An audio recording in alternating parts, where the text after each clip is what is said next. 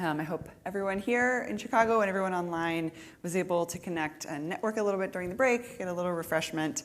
I'm personally really thrilled to introduce Catherine Saenz, PhD, RD, who will be presenting on the interplay of nutrition and exercise with human genomics and gut microbial communities.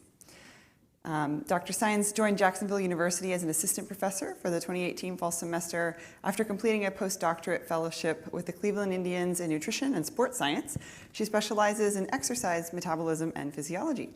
Her main areas of study include the mechanism and applications of ketogenic diets and bridging the gap between exercise science and sport nutrition. Her research interests extend into how diet manipulation and exercise may affect human genomics and gut microbial communities.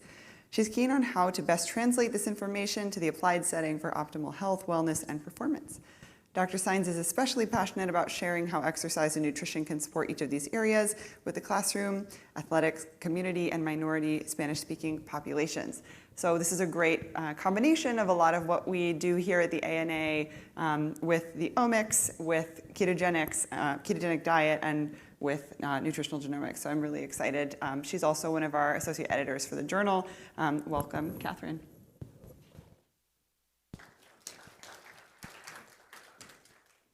Thank you all so much for joining us this afternoon, and a big thank you to the American Nutrition Association for this invitation.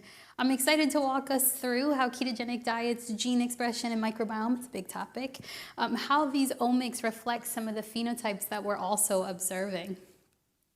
Before we jumpstart into anything, I also want to make sure that I identify that I don't have any disclosures for the presentation, but I do want to emphasize that this presentation is very much off of evidence-based research and education. But when it comes to individualization and personalization beyond that, well, this conference is really speaking to how much more we need to look at a bigger picture. So we're looking at this very much through the research lens, and then we can talk through how we translate this information to the practical setting. Our learning objectives for today include defining nutritional ketosis and ketoadaptation, getting us all on the same page, as well as identifying the phenotypes that we observe in this particular metabolic state. We're also going to discuss the evidence that we have available to us and how the microbiome is impacted with metabolic health and the relationship there. And then we're also going to discuss what's known and really what's not known about the ketogenic diet and the microbiome. As the title reflects, we also had some data available to discuss some of the additional omics, and so that's where we get to jump into the transcriptome as well. And so really where we get to take our journey today is these very consistent phenotypic adaptations that we observe through habitual carbohydrate restriction and these metabolic and systemic effects that we're seeing with ketogenic diets. At different levels, we're also able to observe these adaptations, or are we? That's what we're going to dive into. And we're specifically going to look into the systems of skeletal muscle transcriptome levels, so gene expression levels at that tissue level, and then also extend it beyond into other systems that we are the host to, into our microbiome. And really the crux of the talk is how we're able to see our external environmental factors like habitual diet impact so many different levels of our physiology, and what this reflection may look like in turn in some of these adaptations and phenotypes that we observe.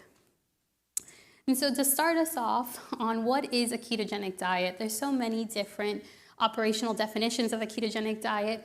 Today we're going to be discussing a ketogenic diet as it relates to a high-fat, moderate protein, carbohydrate restricted diet.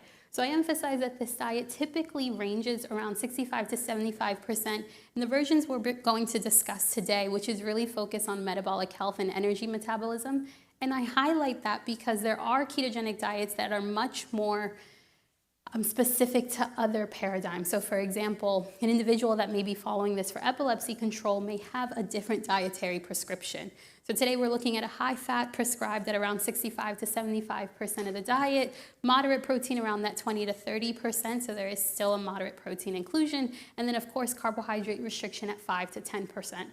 I also want to emphasize that I'm putting in the carbohydrate at a percentage because I am going to be discussing healthy, active, athletic populations, as well as those that are looking to improve metabolic health.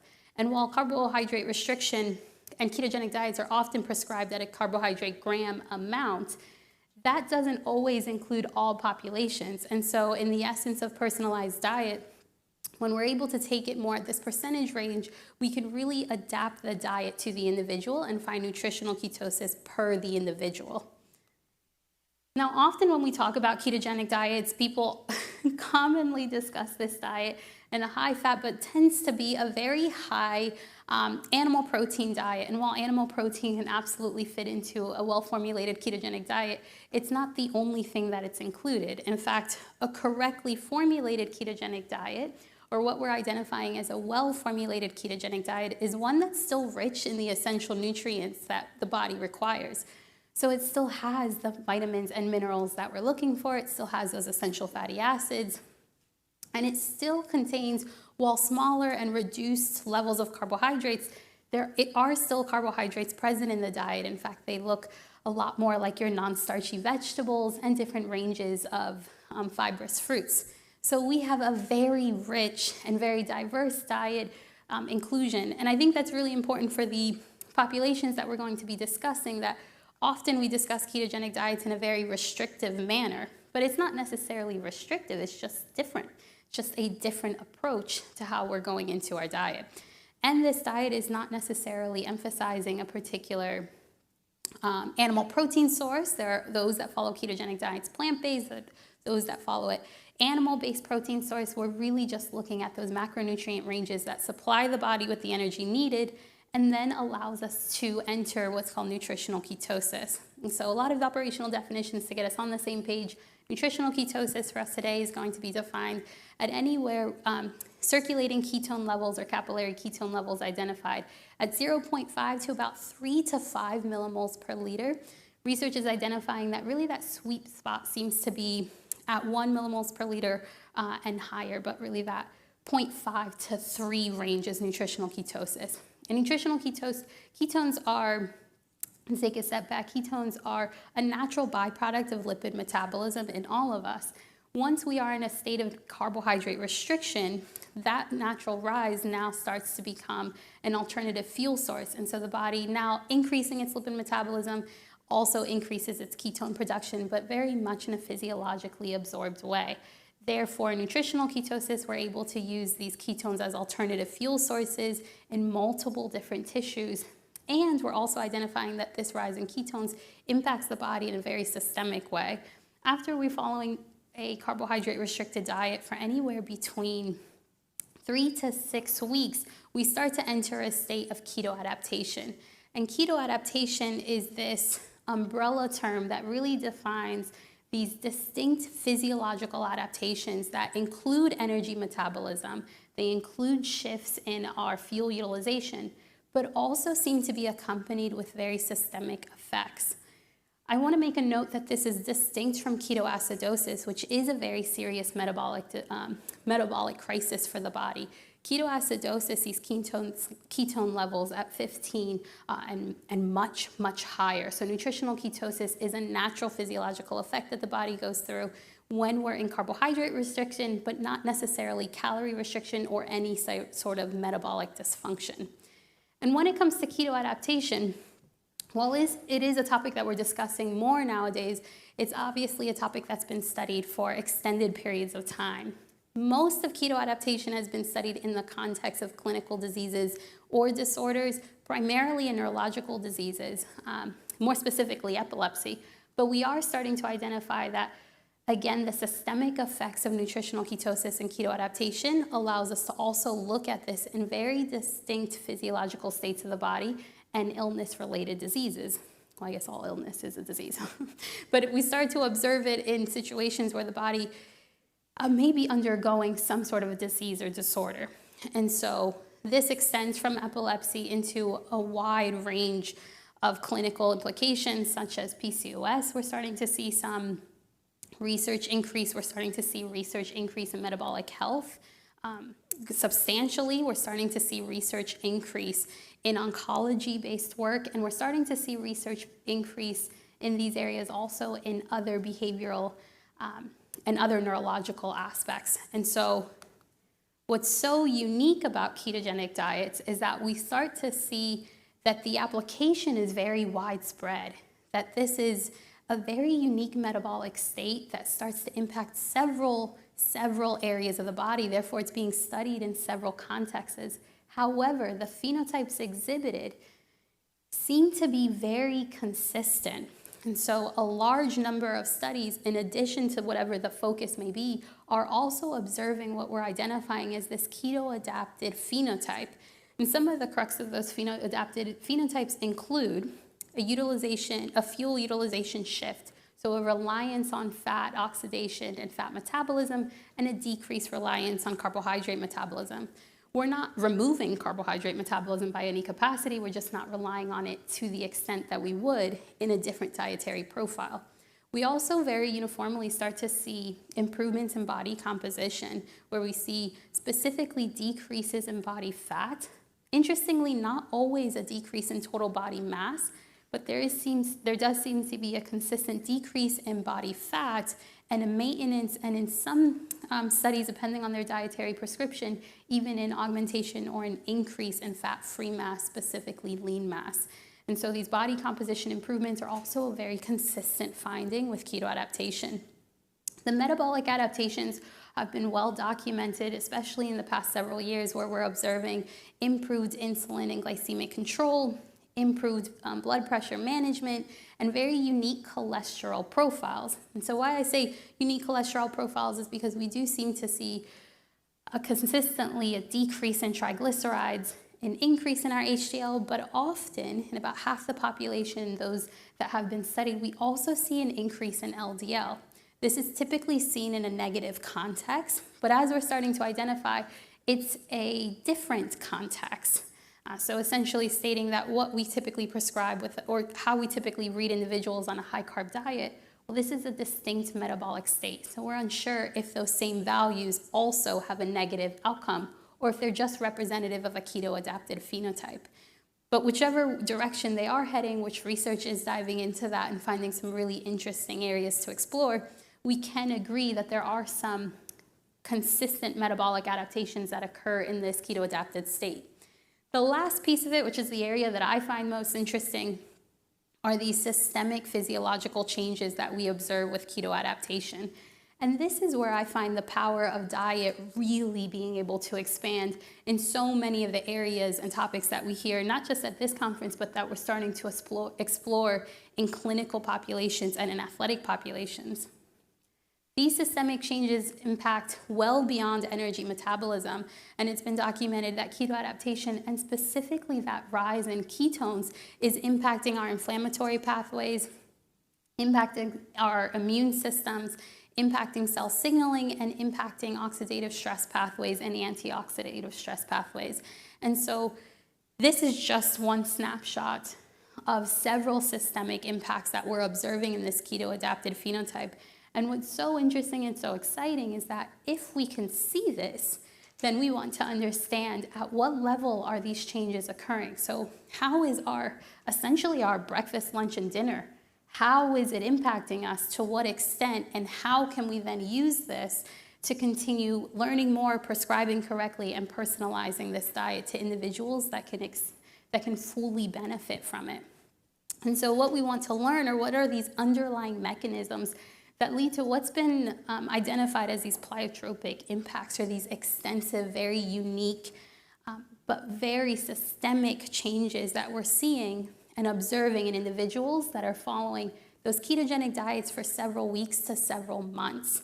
And so we observe these phenotypes, we notice these systemic changes, and I'm not sure if anybody here knows anyone that's followed a ketogenic diet for extended periods of time.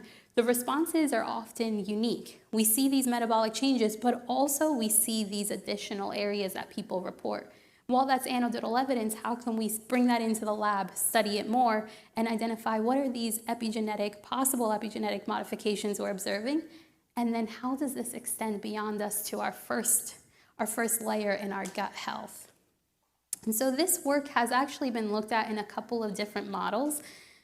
It's fairly recent, within the past decade, but the models that have been looked at have found, again, that increase in ketones, and specifically beta-hydroxybutyrate, one of the ketone that's increasing the most during a ketogenic diet that we can measure in circulation. these particular markers seem to be direct epigenetic modifiers. So that has been identified, and it's mostly been identified in vivo and in vitro models, primarily murine models. But what we're observing is that in these particular settings, we can see these in a variety of tissues. So we can see these global gene expression differences when the subject population is following this particular dietary approach. In these lab settings, these are highly controlled settings. So the fact that we can identify it through this dietary approach and through ketone metabolism specifically allows us to identify further mechanisms. What we haven't been able to look at as much is how this impacts in humans. Now, there have been some human research. There has been some human research done. Primarily, it's been done in clinical populations, and it has had a heavier emphasis on epilepsy and neurological diseases and disorders. So the question that we had was, what about metabolic health? And also the population that doesn't get as much attention, what about healthy, active populations?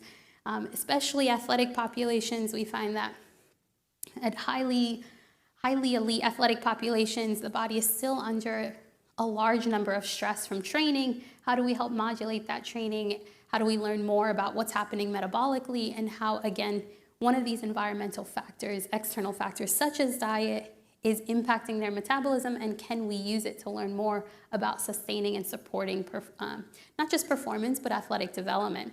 So we had an opportunity to study just this question in what's called the FASTER project, which was an incredible project that we did that stands for Fat Adapted Substrate Use in Trained Elite Runners. It's a very long name, but the FASTER project dealt with ultra endurance athletes, so it fit perfectly.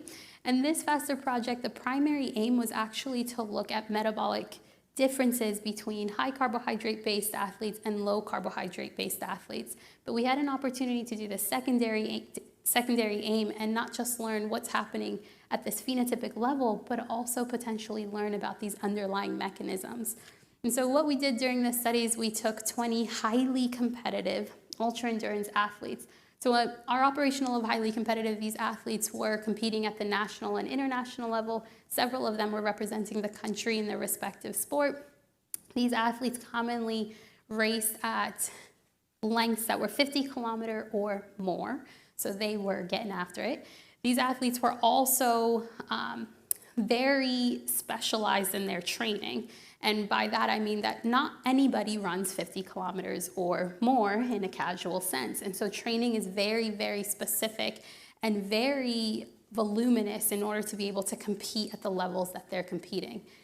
These athletes sort of weed themselves out because of how specific the training is, how specific this type of competition is, and the other factors that are involved with it.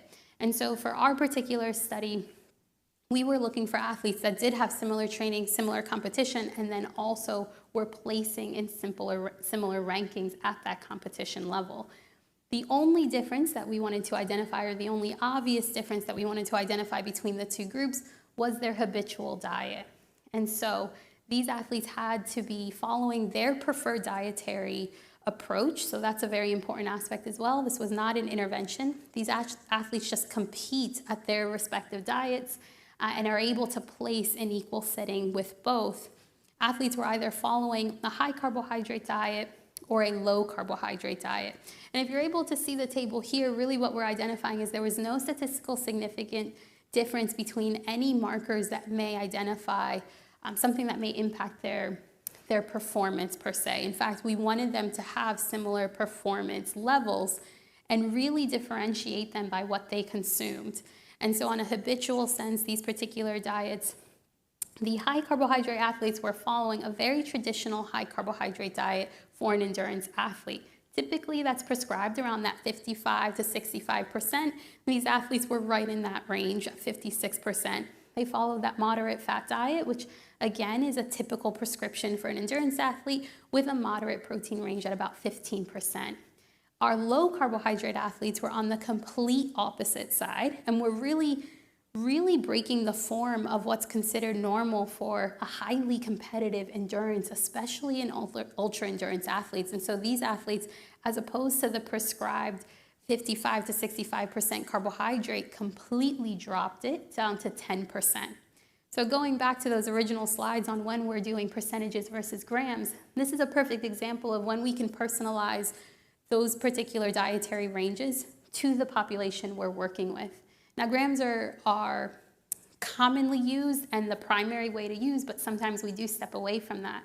And these athletes are an example of that because several of them were actually consuming what we would consider outside of a nutritional ketosis range. However, due to their high level of exercise, that percentage still allowed them to maintain nutritional ketosis.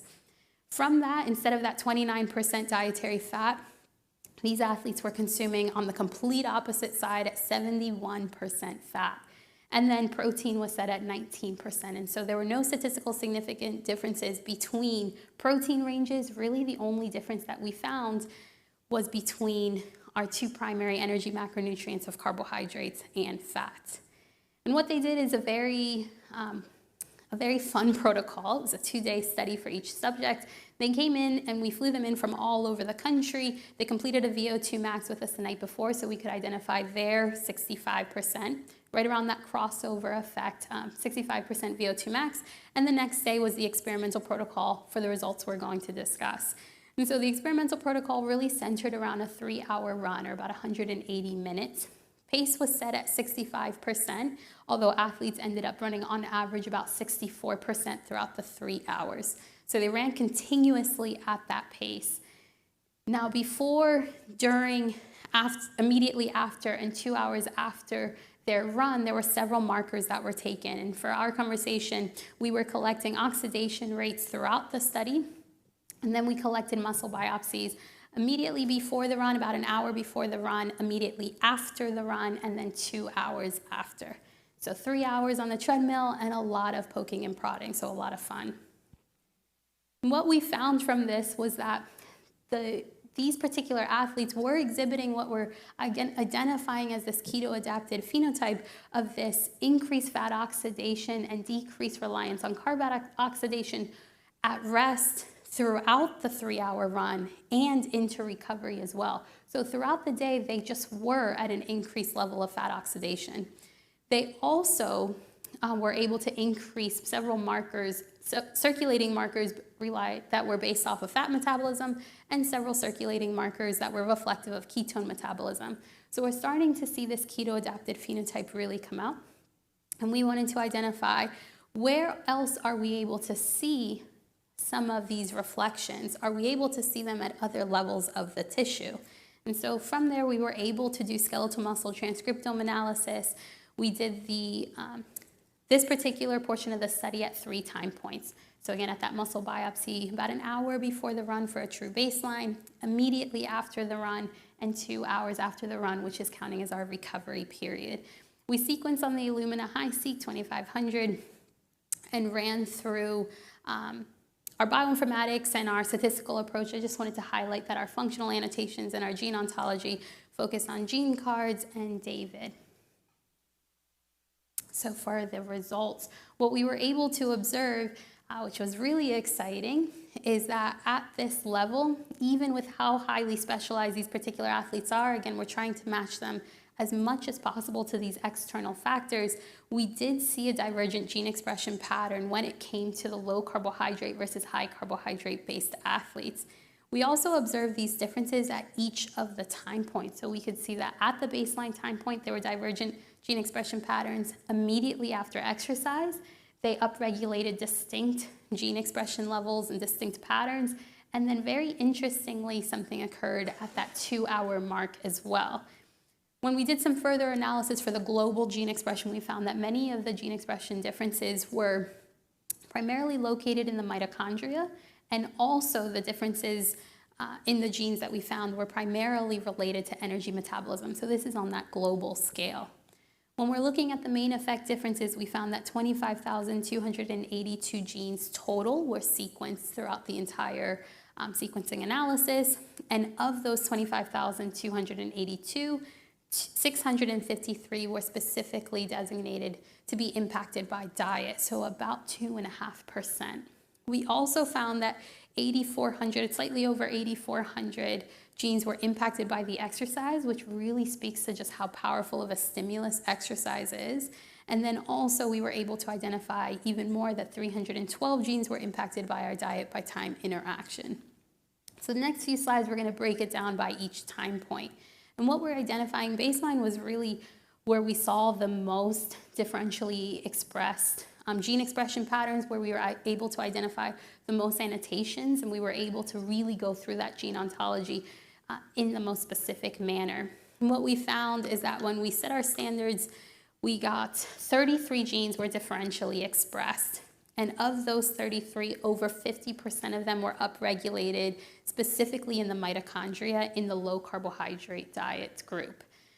Of those genes, 35% were related to fatty acid metabolism. So we're seeing these gene expression levels related to fat oxidation, the same fat oxidation increases that we observed at baseline, we're also seeing them here in the skeletal muscle tissue. We also wanted to take note that over 80% of the genes that were upregulated in the low carbohydrate diet group compared to the high carbohydrate diet group were increased either 1 to 3-fold higher. So these weren't small differences between the groups, they were several-fold higher. When we jump into a comparison in how baseline compared to the immediately post time point, what we can observe is that 725 genes were increased 2-fold or more in the high carbohydrate diet group compared to 613 genes that were upregulated in the low carbohydrate diet group. So they had different genes that were upregulated, and also the function of these genes were very distinct. What we observed in that immediately post timeline is that the genes that were increased were primarily related with things having to do with exercise-induced muscle damage, inflammation, immune, and carbohydrate metabolism. Interestingly, though, the low carbohydrate diet group expressed genes that were more related to beta oxidation and fat metabolism and energy metabolism, as well as inflammation. What we're doing now in our analysis is trying to identify through some pattern-based software, where can we categorize these genes even more? And again, what's the functionality of the patterns that we're observing? So we can better understand what's happening in this state, how is diet influencing it, especially after such a strenuous stimulus of a 180-minute run. The most interesting finding was the 2-hour post. So this was counting as our recovery timeline. So 2 hours after the 3-hour run, and what we observed is that there's so much going on in the body, and now it seems that there is one distinct gene different between the two groups. And this particular gene, the PPP1R1A, is not only expressed differently at that timeline, but this particular time point, this particular gene was also expressed differently at each of the time points. And so if we're following the pattern, there was statistical significance at baseline in this particular gene. There was statistical significance immediately post, and then it's the only gene statistically significant 2 hours post. So not only is that really interesting when we dig a little bit deeper into our gene ontology to identify what this gene is related to, it's actually related to glycogen metabolism. And not just glycogen metabolism, but the hormonal control of glycogen metabolism. What's so unique about this particular aspect, there was one result that I didn't share. Well, there were several results I didn't share. The paper's fantastic. But there was one particular result that I didn't share for this study that's related to glycogen metabolism. We were able to assess skeletal muscle glycogen at each of the time points as well with that same muscle biopsy. And typically, one of the things that's stated about keto-adapted athletes is that while it may impact your fat oxidation rates, you also seem to decrease your skeletal muscle glycogen, and that may have an impact on performance and possibly recovery for subsequent bouts. We hypothesize what's been observed in the literature previously, that skeletal muscle glycogen was going to be statistically different between the two groups, and that the low carbohydrate diet group or the keto-adapted athletes would have a reduced glycogen metabolism or skeletal muscle glycogen level. However, that's not what we found at all. In our particular study, we observed that these athletes had similar levels of skeletal muscle glycogen at baseline. So despite their dietary differences, which is really where we put high carbohydrate diets in place for endurance athletes is to maintain that glycogen level. Now we've also identified several other reasons why we might follow that, but in particular that glycogen level, we're now seeing that these keto-adapted athletes in this particular study had no difference in their glycogen levels prior to the run. Then we head into our immediately post marker, and we find that actually after exercise, although they were relying so heavily on fat metabolism, they also decreased skeletal muscle glycogen to the exact same level, or no statistical significant differences between these two groups as their high carbohydrate counterpart. So we're seeing a similar pattern immediately post-exercise. And then the one that was particularly interesting is that we saw skeletal muscle glycogen replenish in the high carbohydrate diet group. That was expected, but we also saw it replenish in the low carbohydrate group despite not being fed any carbohydrates and despite relying heavily on fat oxidation. Data to support that was found through several oxidation markers and circulating markers. And so what was happening in glycogen metabolism is still something that we are we're not completely sure about and interested and excited to continue exploring that story. But something that was so unique in our finding was to follow that pattern, that unique pattern in glycogen metabolism, and then also have this particular gene be expressed differently at each of the time points. And so how does that connect? What does that mean? And how does that impact what we know about glycogen metabolism in the keto-adapted state? And also something to note is that this particular study looked at athletes that were already following their respective diets. And these athletes had to be on them for a minimum of 6 months, but the keto-adapted athletes on average were consuming their dietary approach for 20 months. So we're talking about close to 2 years with a range of 9 months to 36 months. And so these athletes were, again, self-selected, living in this particular state and competing in this particular state. So one of the things that this is starting to point to is that there are several adaptations that are occurring. We can observe these phenotypic observations, these phenotypic adaptations that we are seeing in other keto-adapted state, but also this extended period on a ketogenic diet. What are some of these other systemic effects that are occurring, and how are we shifting metabolism, and to what extent are we impacting our other systems as well? So our primary findings from this particular study was that we observed phenotypes consistent with the keto-adapted state. We saw this increase in fat oxidation and a decreased reliance on carbohydrate oxidation. We also saw genes that were reflective of these particular metabolic states. So we saw genes that were involved in energy metabolism and specifically fat oxidation rise and increase at all of these time points. And more specifically, we saw these particular genes increase at baseline, immediately post, and 2 hours post, all related either to beta oxidation or carbohydrate metabolism. And so a very, very specific metabolic state. And when we're looking through this information and how to properly contextualize it, really we need more studies to better identify this keto-adapted state and this phenotypes associated with it. But again, we can see these fuel utilization shifts, these metabolic adaptations, and these systemic physiological changes. And this was all done in the context of healthy, highly active, elite level athletes. But most of the work that we do is in clinical populations and trying to find ways that we can improve systemic health. And that's why we turn to diet, because it has that systemic impact. So we're going to shift gears a little bit and look at how keto adaptation may interact with the microbiome. And we're also looking at this in the context of metabolic health. And the reason why we're highlighting metabolic health is because ketogenic diets have been known to impact the microbiome. And a lot of this research is very specific to epilepsy. However, we haven't observed as many studies as it relates to metabolic health. And knowing the implications that we have in metabolic health and the implications that the microbiome has with metabolic health, looking into this further was a question that we really wanted to understand. And again, trying to understand, how does this keto-adapted phenotype, how does this keto-adapted state continue to impact so many different areas of the body? As we know, the microbiome is involved in everything from energy metabolism to immune health, even to behavior modification. So quite an active area of our bodies.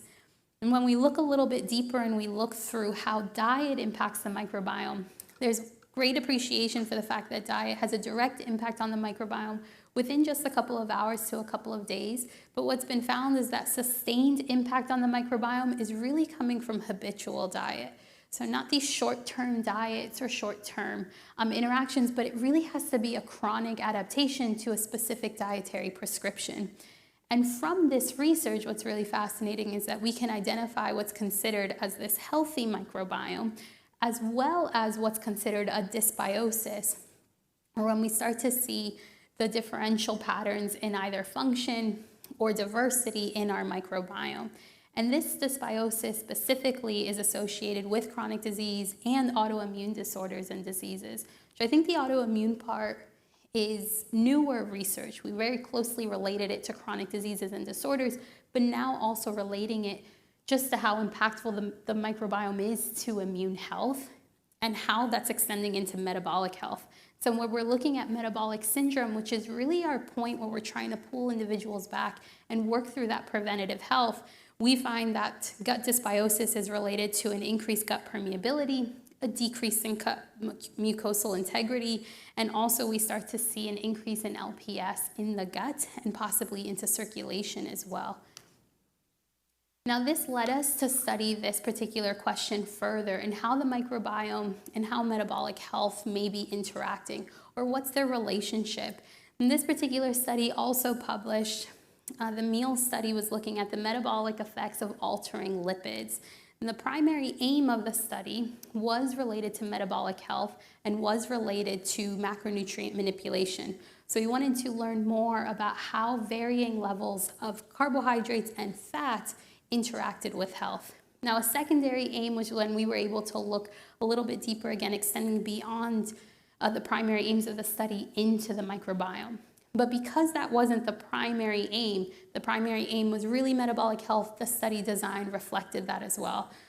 So a very unique study design. We were able to take individuals, 16 individuals in total, and completely control their diet in every single way during the duration of the study.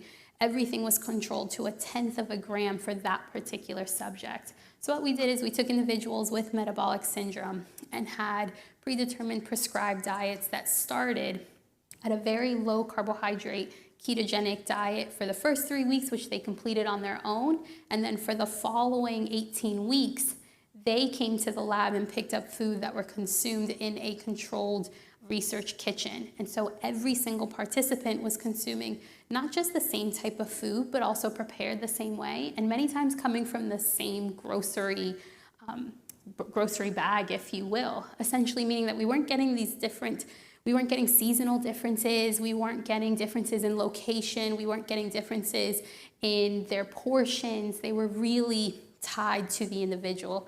So every individual was calorically controlled. So they were eukaloric diets throughout the 21 weeks. And of those, individuals were on a slightly hypocaloric for their particular diets at about 300 calories hypocaloric.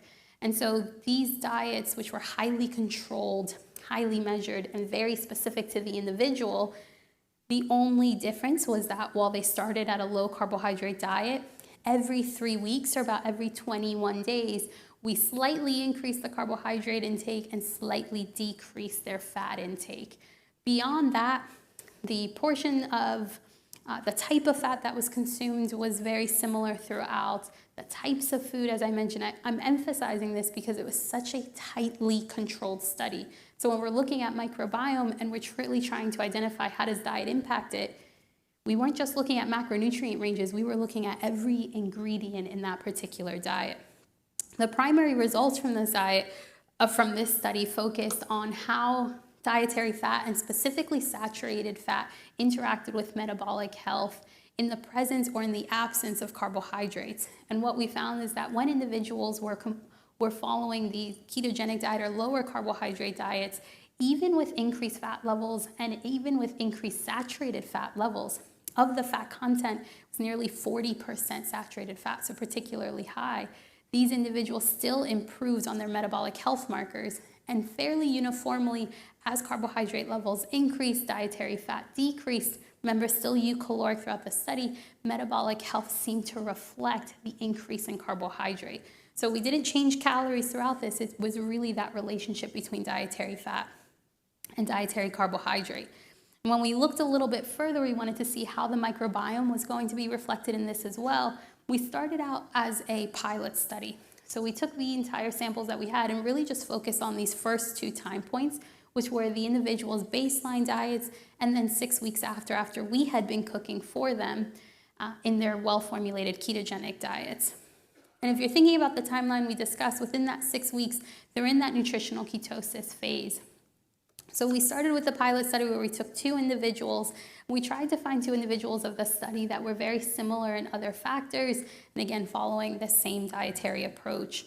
We collected stool samples and extracted 16S, specifically V1, V2 of the 16S region. We were able to sequence this particular lot through 454 technology. From these, what we found is that individuals had completely different baselines. So this is just 2 subjects, but this was our pilot data. They had completely different baseline data.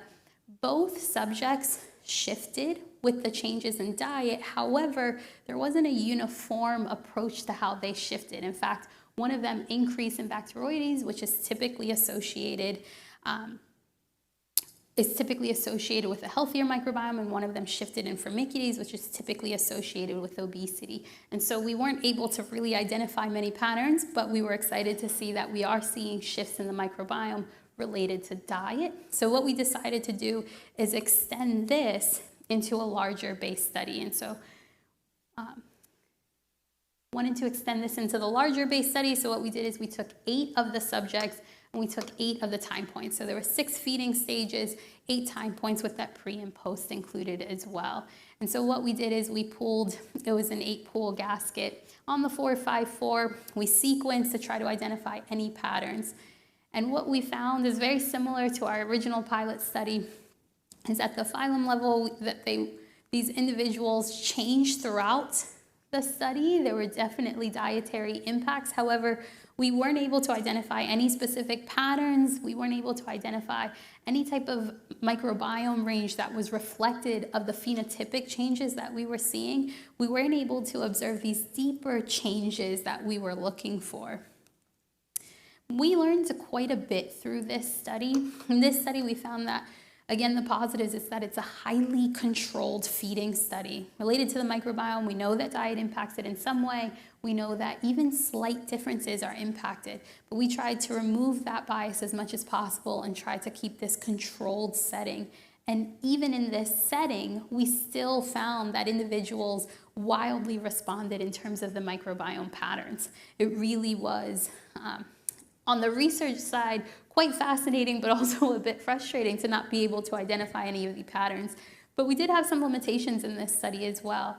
What we found is perhaps our sample size might have been too small to really start to dig into it deeper. Again, we took this as a pilot study, but we're still hoping to find some patterns that we could identify, but perhaps we need a larger sample size. Or the other aspect, which is what we're learning about microbiome-based research, is that perhaps this habitual diet means something longer than 3 weeks. And so since this was a secondary aim of the study, we were looking to see if these shifts were observed at the same speed as our phenotypic data. And we have a rich phenotypic database that we collected with this particular study, but 21 days might not be enough for us to observe these uniform changes. Or perhaps individuals are just that personalized that we may not see uniform changes in the microbiome.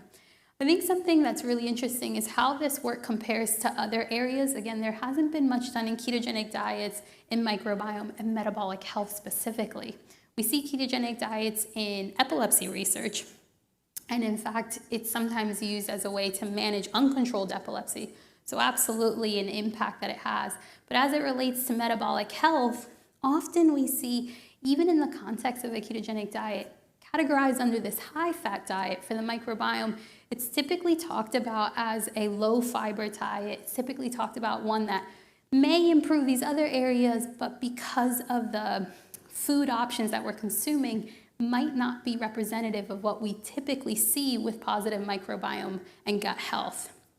We also tend to associate high-fat diets with these increased permeability, these worsening gut health markers and worsening overall health. So essentially we're categorizing this umbrella of high-fat diets without differentiating which high-fat diets are ones that we're properly prescribing and properly conducting to improve health, and which ones are high-fat diets that might just be poorly constructed. And instead, when we're looking at well-formulated ketogenic diets, again, going back to those initial slides, when done correctly, you are including non-starchy vegetables, you are including a variety of food and options, you are personalizing it to best fit the individual's metabolic health and overall goals. So when we're looking at it in this context, we start to consider what can future studies look like in this particular area. And so ketogenic diets in the microbiome, there's just so much to explore, there's so very much to learn. And there we start to learn and identify how does this properly and well-formulated ketogenic diet habitually consumed start to impact overall gut health changes. And it's interesting to know, is this going to be moving in a positive direction, or is this going to be moving in a direction that we're not sure how it'll impact the microbiome? And as we know with the microbiome, diet isn't the only thing that impacts it. The microbiome is sensitive to all external factors. And so how do these additional markers work in conjunction with diet to start to support positive gut health? So ultimately from this particular study, we just have much, much more to learn. And so we just covered a lot of topics in a lot of different systems of the body, but really the crux of what we're finding is we work in dietary prescription. We work with individuals that we're trying to learn more about the body or learn more about how individual aspects of the diet or how habitual diet starts to impact the system. And when we're talking specifically about well-formulated ketogenic diets, how does this unique metabolic state impact total physiology, which we're still discovering the extent of what that is, and how we're able to see it in a systems level. Specifically for our talk, we looked at gene expression levels where we can see parts of those keto-adapted phenotypes related to energy metabolism, and then it might also point to some of the more extensive areas. And then how can we use this information and also learn about it within gut health and the microbiome? And a lot of what the work demonstrates is just how much we still have left to learn. And so for these final clinical applications, we really wanted to better describe that relationship between metabolic health and microbial communities, and just know that it's such a close and synergistic relationship, and then how this adapts to the well-formulated ketogenic diet and metabolic health, and understanding that there's phenotypes that are observed in individuals that follow this dietary prescription or dietary lifestyle, and from there, what's the extent of it and how to best use it to help support the individual, whether that be a health or performance goal. So thank you so very much to you and to all the collaborators that have helped support this work, and excited to see questions.